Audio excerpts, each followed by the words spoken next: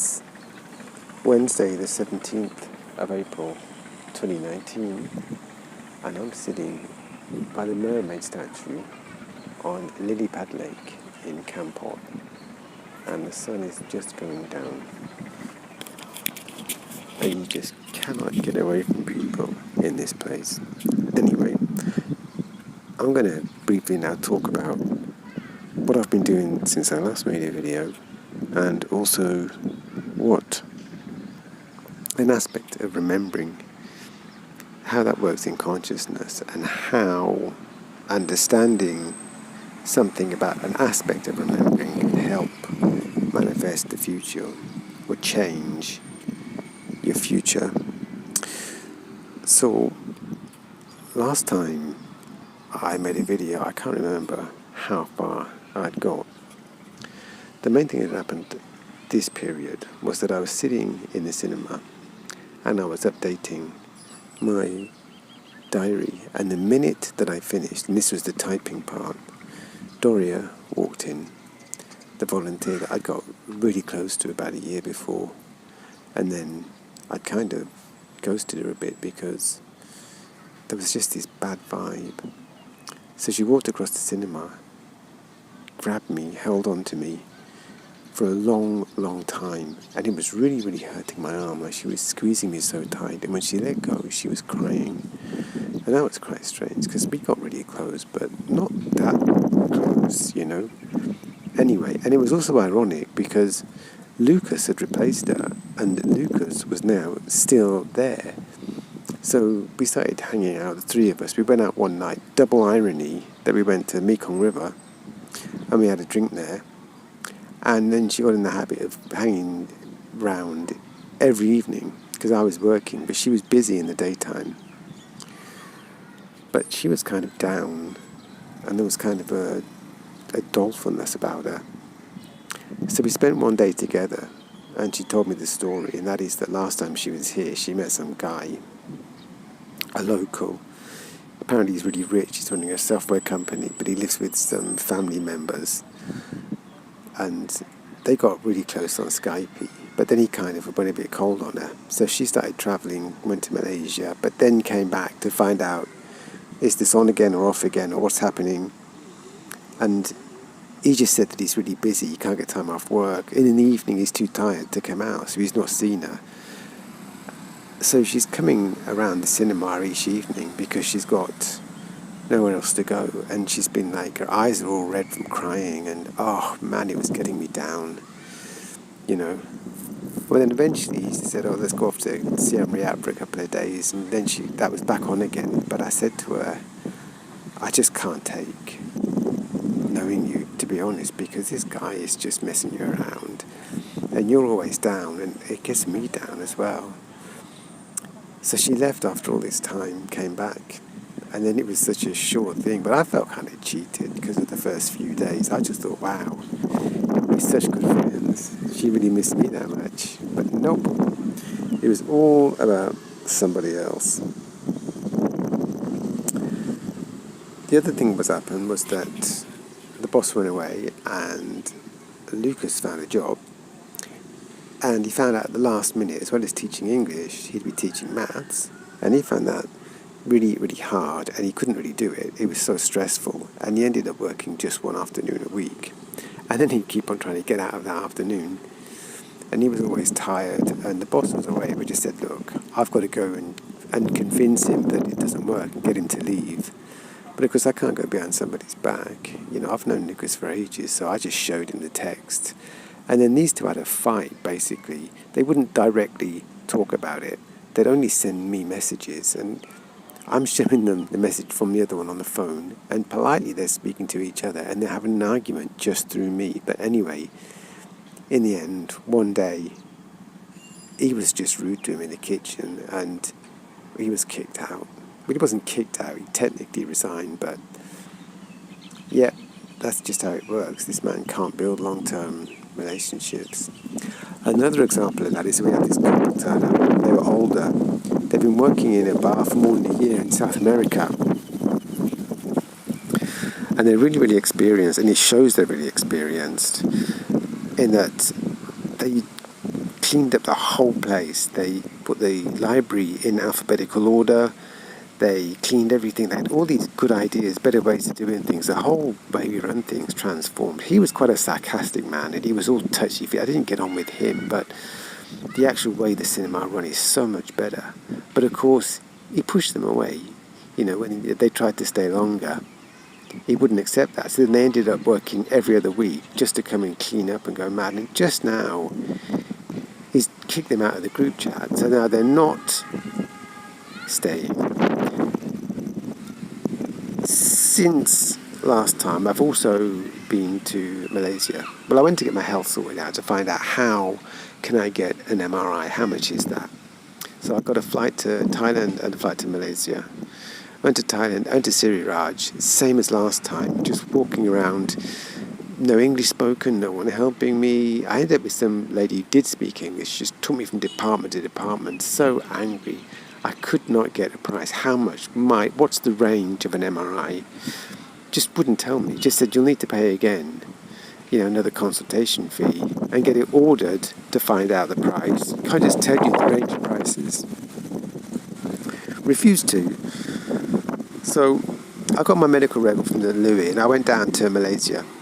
Well, I couldn't find the medical stockings I need in Thailand, and I bought them online, plus other stuff in Malaysia, no problem. I went to the university hospitals, and I got the information. It all spoke English. I've got the range of prices. It was so much better. Can't afford it. Nothing's going to happen. However, I did get the prices, and I know the addresses. I know how to get to the hospitals. So that's kind of opened up a possibility of getting some kind of treatment. Well, the other thing is, within a few days of getting back to the guest house in Malaysia, there's something about it. On the second day, I can barely walk. When I got out of Malaysia, I was just cursing that bed. And the thing is, when I lay on it, it's comfortable. But there's something about that bed. And I've realised just now, because I'm staying in Kampot, each time I go into this bed in Kampot, I am like a 12-year-old. I leap out of bed. And when I'm in that bed in Malaysia, I can barely walk. Anyway, another thing, when I was in Malaysia, I've been working on these websites for a while, and I finally bit the bullet. I bought some actual web space you pay for, and I bought 2 domains, one for my diary and one for the personal website, and then one for the business website that I've been writing. I bought a couple of notebooks and thought, well, I'll need to create content, and I actually started writing things in longhand about my illness, about my spiritual practice, and for the business, and a new course in search engine optimization. And it's like a new lease of life for me. I'm really enjoying the writing like this. So I've been also to Kampot twice. First time I came, I just wanted to get away. I came for Chinese New Year, and to go over to Rabbit Island to find places. Basically, if I ever need to hang myself, then I wanted to know, is this going to be a good location? Is it like a tree that I can find that's going to be, if somebody finds me, it's not going to be too much of a shock. They'll see me from a distance. I mean, let me not go into this now, but I wanted to scout out the location, but I didn't realise how busy it was in Chinese New Year, and I ended up just looking for accommodation the whole time, and was in this little hut thing. So that didn't actually work, but I came back to Kampot a second and a third time, both times mainly for writing. Found a fantastic place to stay. The bed suits me so much. It's a writing desk, not too noisy, so comfortable, and I wrote and wrote and wrote, and I've got it all typed up as well. I'm here now in Lilypad Lake, just doing the diary and talking and stuff.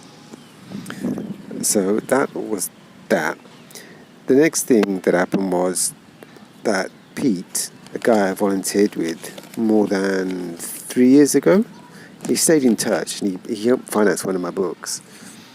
But he was messaging the old cleaning lady from the school, and she mentioned she's lonely. Like, she always talks about being lonely in her post. But he took that as a come on, proposed to her, sent her flowers. She said yes. Then he came over, bumped into David, ended up back at the school teaching. because a volunteer had dropped out for 2 weeks. Bumped into Sawyer and Erin, who are both married and have got a child now, and they gave him all the politics of what had happened, and it's all been made private. It's not an NGO now, and he became cynical. Went back to America to get more money. He popped over to see me in the cinema. Went to get more money. While he's there in America, in Arizona, getting more money, the family told him they want $30,000 in dowry. So he wasn't really sure whether he should carry on or not. And to believe it or not, that's all the news, but that's taken me actually months. I've just took the months to get through. So just today, I was sitting there in the shop, and Lucky, the tuk-tuk driver from the school, walked up to me. Okay, I just broke the recording because some foreigners walked past, making video. Maybe they're doing their online diary as well.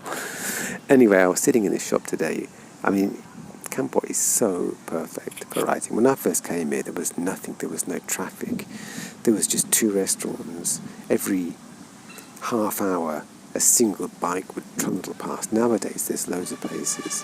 And it can be quite noisy with tuk-tuk drivers playing music and, beeps of cars and bikes are constantly beeping. But I just get so much done. I was sitting there just relaxing today, and I'd just written all my diaries and everything, the written version. And Lucky came up, the tuk-tuk driver from the school that then was also outside the second cinema venue that I keep on bumping into, is here now. And he's come with a teacher that I used to work with who's just around the corner, and they're going off on a boat trip. And I went around and, there's this teacher, Danny, who's actually a lady, and she'd been teaching. She was a nurse from Australia. She was there on the last semester. She's going to be seeing John, the Filipino, who I also taught with, who's still here working, who's a friend of the woman that came into the cinema the other day or a while ago, and blah, blah, blah. Man, it is all so interconnected and so strange to see. And, of course, that little sweet girl, Savannah's there, his daughter, whom I was on the boat trip with, and she remembered me. And, man, it is...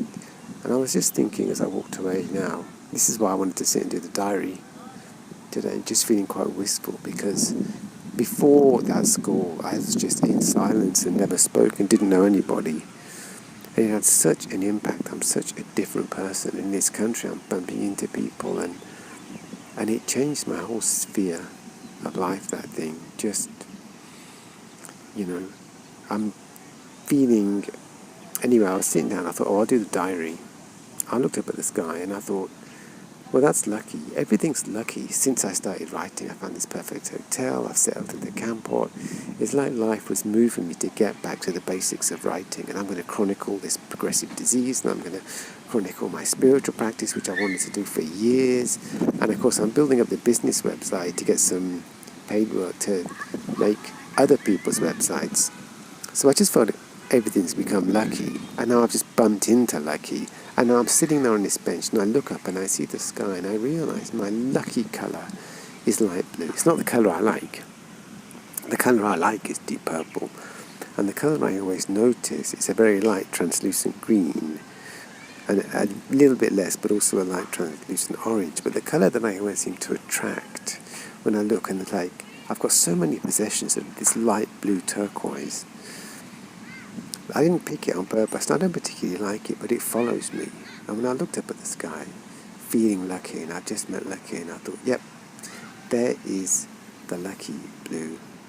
It's the colour of the sky near the horizon when the sun's going down on a perfect day.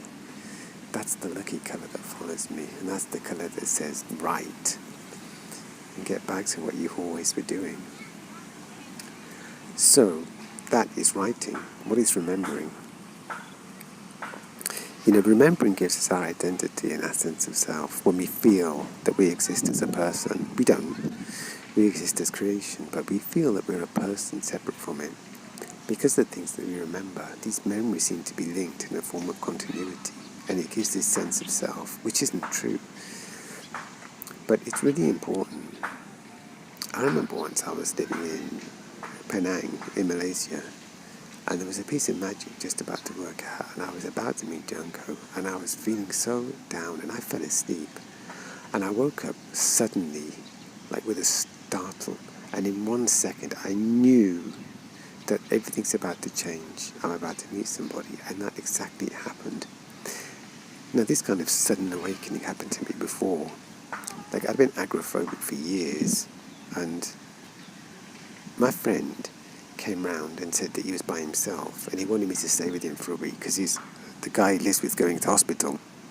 So I went to stay there for a couple of days. On the second day I was there, I thought I can't do it because I was shaking, I was just not used to being out by myself. But getting this little bit of confidence was the start of my whole life changing. Anyway, I came back to my aunt's house. I went to my bedroom and I fell asleep, giving up. I thought, I can't be out, I can't stay with my friend. And all of a sudden I sat upright in bed, absolutely certain. This is waking from sleep, I mean, that it's all going to be good. I've got to go back. Another thing you can try is when you want to wake up at a certain time, if you tell yourself, I must wake up at 8 a.m, and you do wake up, usually at 7:59 and 59 seconds, there's this bridge between falling asleep and waking where there's a continuity. So you can fall asleep worrying about something, dream, and your first thought is the same thing. Your mind, it feels separate, and it's not really a separate thing. Falling asleep and waking up, it's kind of a mysterious gap between realms and between worlds and between identity and non-identity. And it's an important time. The first moment when you wake up has led on from the last moment you fell asleep. Therefore, to do a piece of magic or a piece of manifesting where you have a firm intention written or symbolized, and it's your last thought that this will happen and it will be the first thing, to deliberately hold a thought throughout sleep, then you lose consciousness. But if you can train yourself that the first thought is that, you won't just receive various guidance and messages in your dreams, but the non-identity part of yourself that manifests each coming moment can then weave that intention into a future, because you are not there to think doubts of the contrary. And that is gold. And I realised that myself, and I've never read it anywhere. And if you've actually watched as far as this, then you've got that secret for nothing. Make good use of it. But for now, from the mermaid statue in Lily Pad Lake, it's me saying, until next time, dear diary, a bientôt.